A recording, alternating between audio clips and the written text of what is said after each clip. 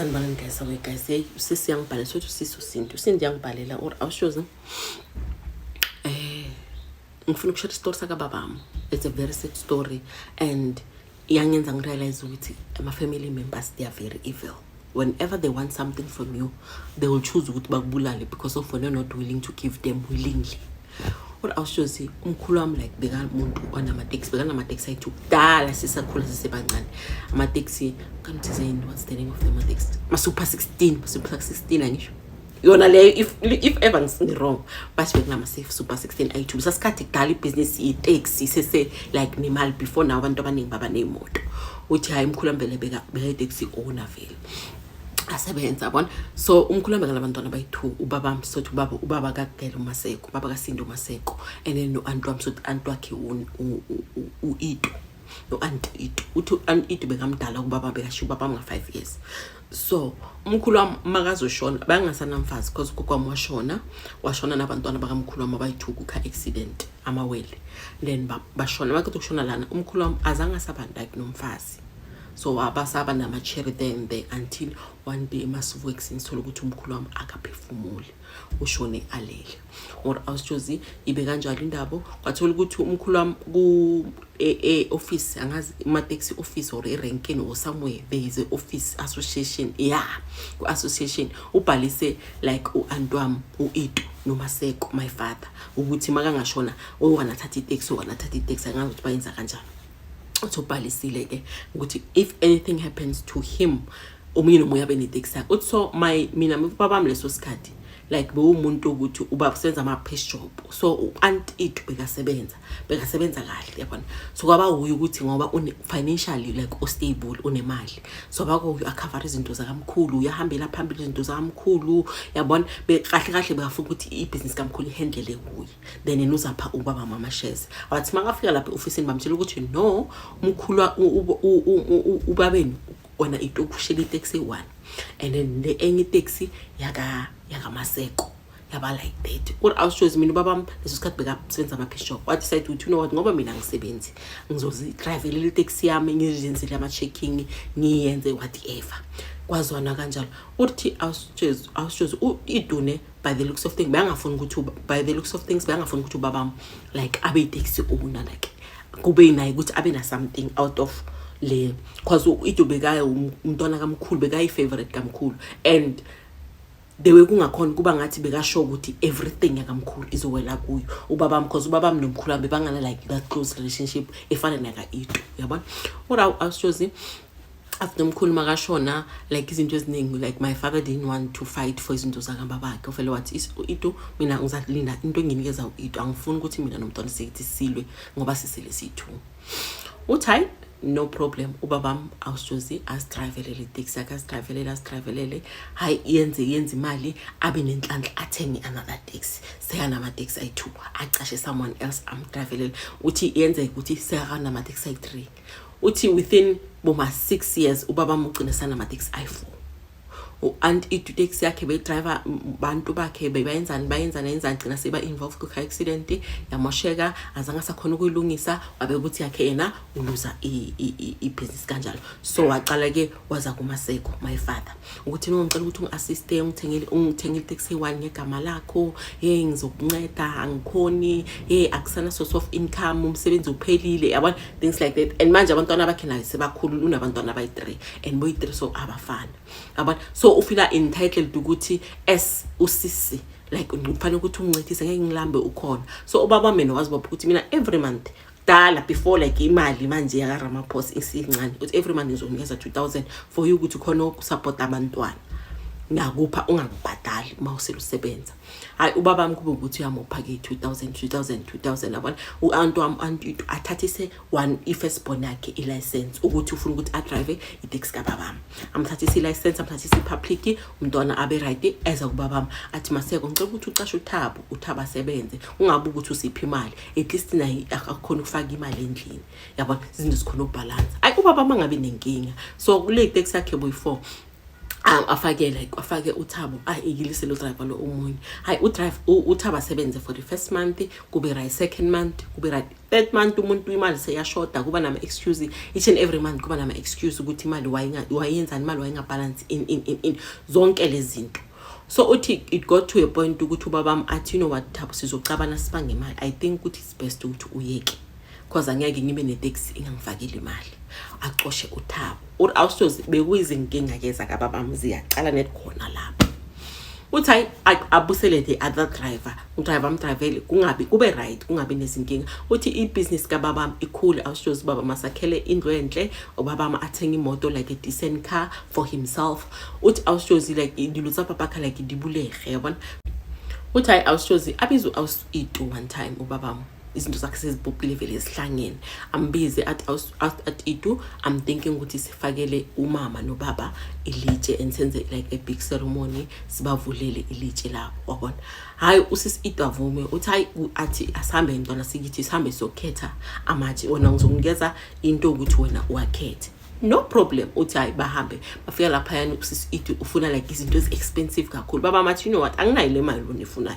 asithenge ilitshe like elijwayelekile community singafuna ukuyenza izinto ngathi siya outshine nabantu akena chelete uthi itu athi ha udla imali kababa hey tax kababa yenza ukuthi uphile manje unemali manje usokala ukuthi umenze izinto ezinhle uthi vele like ama issue aqale lapho uthi ubaba athi wena bakunikile itaxi yakho and wefuthi wathatha ne credit kababa azange ngifune next ya kababa wena zakho izinto oshabalele two izandla zakho mina yami ngasebenzela ngasebenzisa izandla zami ukuthi ulomnotho uba khona manje ubani usebenzisa izandla zami so mina into ikhuluma like ang often uthi awusozi ubaba no auntie itu vele bangacale vele bangasazwani kahle yabona uthi baba mabona ukuthi okay maybe because of akasebenzi like frustrated let me rehire uThabo but this time ngizomtshela ukuthi ngicela ukuthi ube serious sibisizwane ukuthi ayikele kuba stressed because of ana income uthi hayi awusozi leso leyo process le ubaba mbekathenga like itaxi yokugcina number 5 wathenga itaxi sewungene manje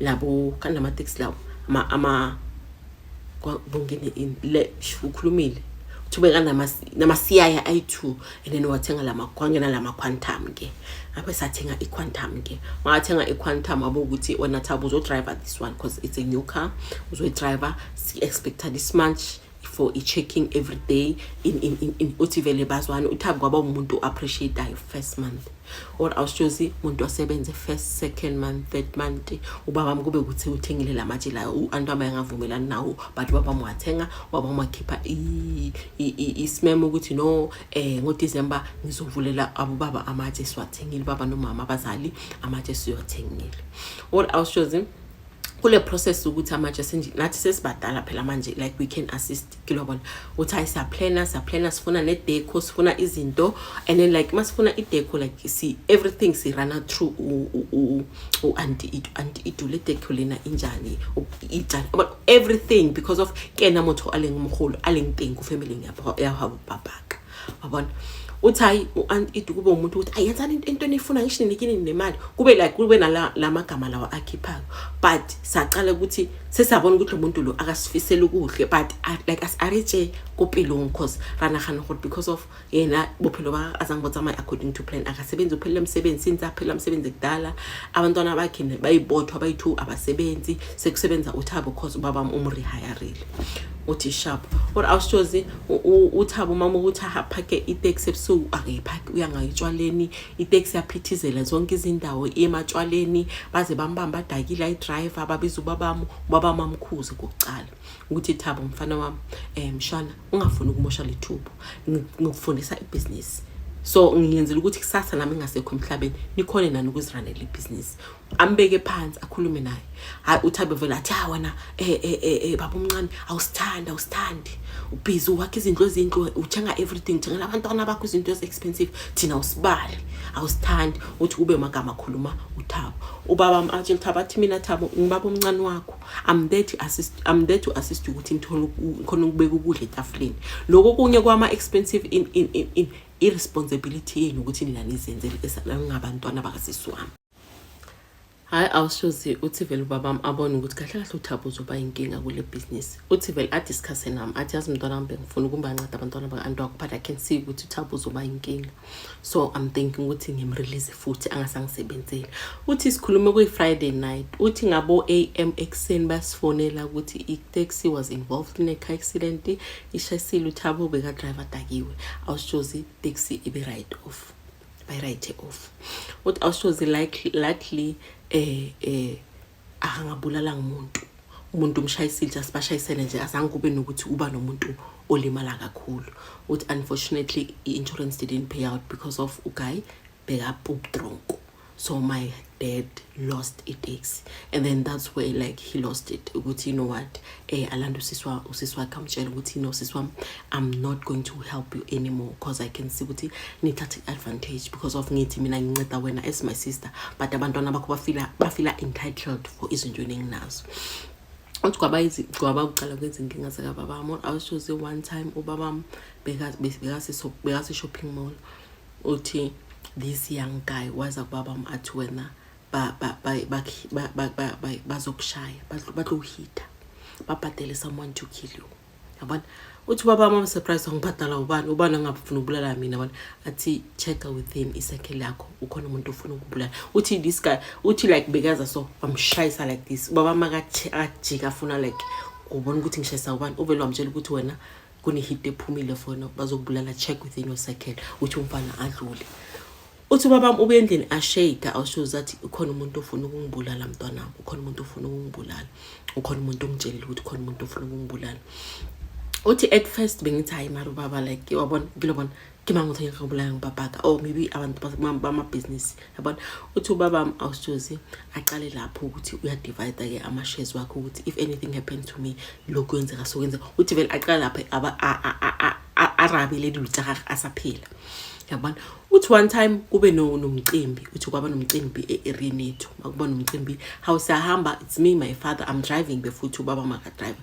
Siyahamba uthi masihamba kube nemoto efika like ku intersection, kube nemoto efika vele ema like to our side. Yabona uthi this guy afuna ukupull up igani makathi claps ku driver side, ubona mina ubaba ungale, this car is that side the side yami.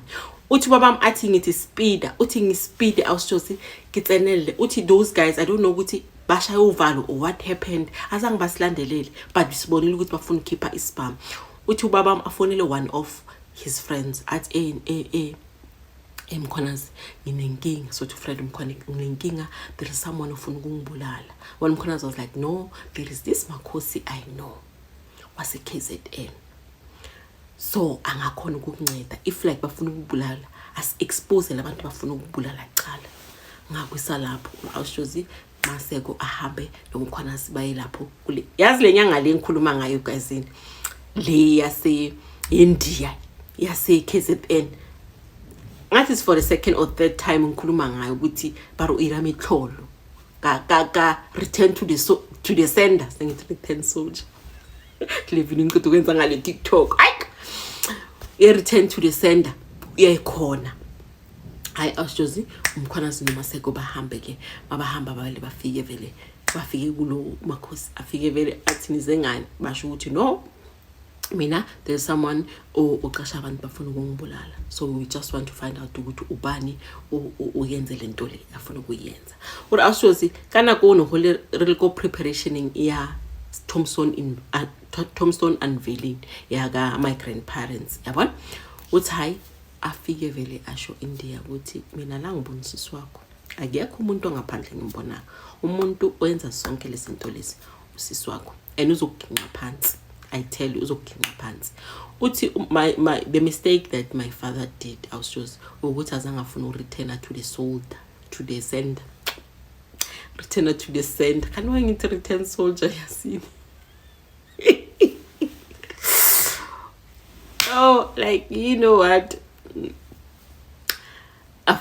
ubaba mistake ayenza ukuthi angayenzi return to the sender lelo langa. And then he was like, you know what, let me go back and speak to my sisters and try to fix things before zinto zimoshakela. What else was it was 2 weeks before the unveiling. Maka find out ukuthi usisi wakhe ufuna ukumginqa phansi.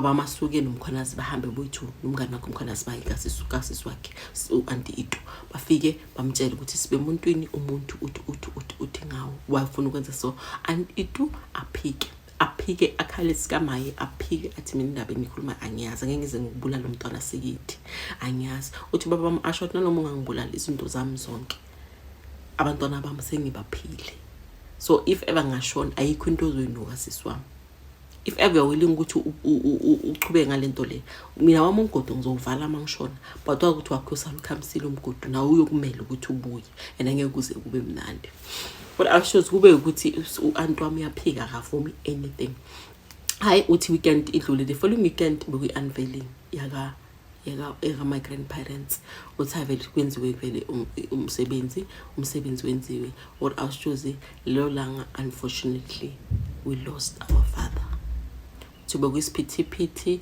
wenziwa yonke into umsebenzi womuhle awushozi ubaba wadla ukudla okune poison and sadly washona singafika nganesibhedlela but already my dad told me ukuthi uanti wami ufuna ukumbulala amdwambe yakhona uthi because of ulaka nokwata I went and confronted uanti wami ukuthi I know ukuthi the reason my father akasekho emhlabeni I know ukuthi uba ngamateksi kababa wakho but la mateksi wakababa wami ubaba wakho akupha in uthi salwa vele noanti wami salwa impesiras anti wami athi wena ungaze ngathi uhlakaniphile uzomlandela ubaba wakho kwaba amagama wakhiphile or awushozi mina didn't waste time ukuthi ubaba wami azanqwabjo azabande efridge ngathatha imali kababa wami I went to Makhosi we India I was like Makhosi lo muntu o responsible for this lo maka emgodini simncwaba naye akabusuka emhlabeni or awushozi le India leyana said to me you know what I need this Tombo saka baba khola for me to be able to do whatever you want me to do so if ungakhona uletha isidombo lana mina yonke into ngizoyi arrange or awushozi on Friday masolanda isidombo saka baba sadlula kaMakhosi wayenza whatever yenza isidombini sahamba sina endlini uthi lelo langa masifika endlini uanti wami was there present a prepare as if nothing happened between us uthi deep inside my heart I was like I'm praying ukuthi uyi if we sizobona kadidiro uthi hayi masifika sifake inkonzo awushozi uthi uanti wami kwaba umuntu ubona izinyosi ngibona izinyosi nasizwe izinyosi kodwa awushozi kuba umuntu yaphethizela ungena ngapha ufika ngabantu ngibona izinyosi uthi ngavele ngasho ngathi yabona into wayenza izokulandelela uzongena emgodini into kodwa awushozi uanti wami bekabona izinyosi no one bekabona izinyosi abona izinyosi agijima aphuma ngegate wagijima yakhe abona izinyosi abantwana bakhe bamlandela awushozi sanqwaba ubaba weekend yadlula sanqwaba ubaba on Monday morning bayamfonela ukuthi anti wami usesibhedlela and ucela ukungibona I told uThabo ngathi Thabo umntwana sekithi lena yimpilo uanti wakho iqalile lento lena so I'm not going to listen to anything I show you anti wakho if ever nanifuna ukugadla ningagadla but you should know ukuthi uanti wakho responsible for ubaba wami mina into engiyenzile ukuthi yonke into ayenzile ayibiyele kuye so now usesibhedlela ufuna ukukhuluma ngomtshela ukuthi nawo wami umgodo ngimele ngizolandela if Thabo like you are uphakathi kule plan kaba makho ukuthi uzosigidlisa zonke ngoba nifuna la matekisi do it ngokumele mfana wami uthi after the phone call ngathi uMakhosi ngifika uMakhosi ngamchazela ukuthi labantu laba I think ukuthi nabo bazoyenza i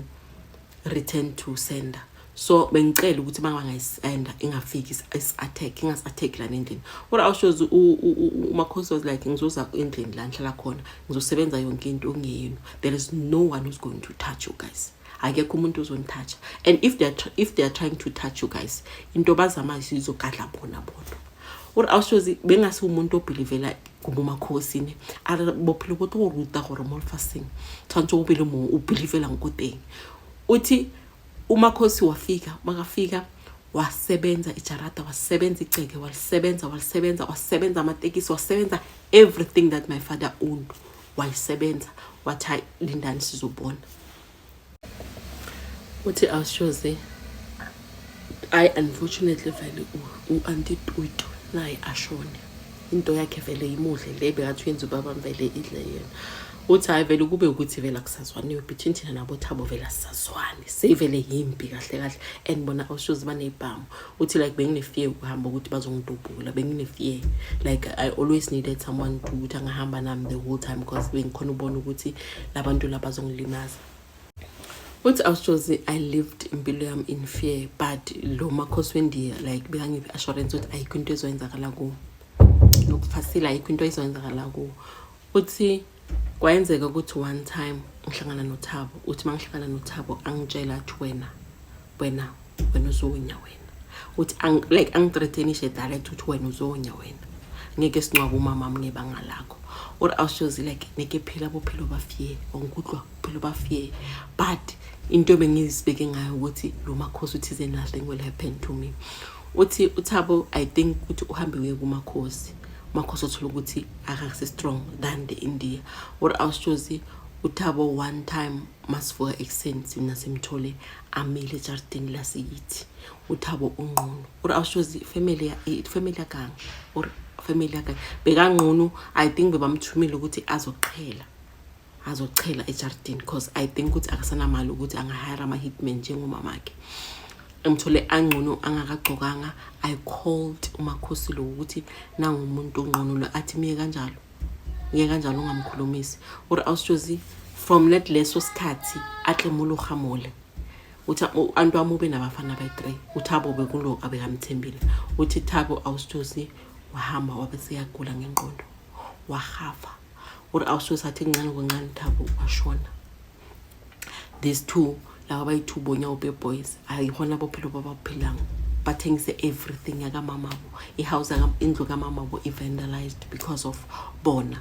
Or awushozi that's when I realized ukuthi impilo yebomnyama inzima. Mina bengadlela ubabami but the unfortunate part ukuthi kugadle kuMamabo and kwagadle kanalo beba iphila yabo bebayithembile.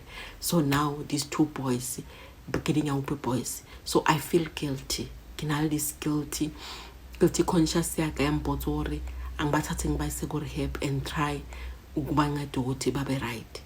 But kulinye ihlangothi ukuthi labantu laba bebafuna ukubulala ubabami and basucceed bambulala. So now bebathreatenisha nathi but unfortunately on my side azange bakhona win. But I feel bad for labantu laba bayi2 ukuthi uThabo umama ubekwe ringleader uThabo bekafollow but laba bayi2 I don't know ukuthi how deep they were kule plan ukuthi bafuna ukususa emhlabeni. But I feel ukuthi abantwana baka Antwam. So the reason ngibhalele lana ukuthi so ngibuza ama followers ukuthi ngingabanceda na ngibayise rehab because financially I'm stable ukuthi ngibanceda. But futhi into engishaya ukuthi umuntu umnceda phida zokugadla. So keep in between but I feel guilty ukuthi ngidlalile part gore batho babe so as much as umama bodlalile part but nami ngidlalile le part ukuthi babe like this and I feel bad mangidrive ngibadlula ngibabona abantwana baso ukuthi kungaba izenzo zami nomamabo ukuthi babe la but na I'm still alive. I can see the damage ekhosekile. So I'm writing this because of ke batlo butsisa hore ke etse jwang. Oh guys, angazi ngatalusisi inzima lento le ngoba I feel ukuthi yamudla everyday. Even nami ingaba nzima knowing ukuthi